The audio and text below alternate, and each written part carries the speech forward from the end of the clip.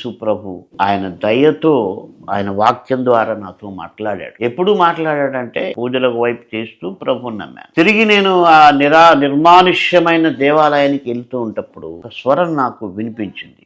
నేను నిజమైన దేవుడు, నేను మాత్రమే మార్గం అని యేసయ్య నాతో మాట్లాడాడు. చుట్టూ తిరిగి చూశాను, స్వరం వినిపించింది.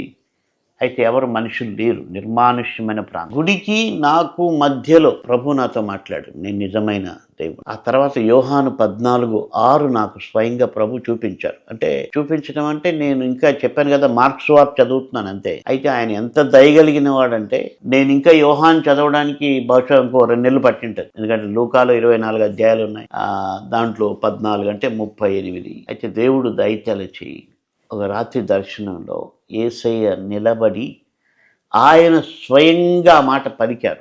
యోహాను 14:6 ఏదైతే ఉందో, నేనే మార్గమును సత్యమును జీవమును, నా ద్వారానే తప్ప ఎవడును తండ్రి యొద్దకు రాడు అన్నటువంటి మాట ప్రభు నాకు దర్శనంలో చూపించాడు. అంతే. ఆ తర్వాత నాకు అర్థమైపోయింది.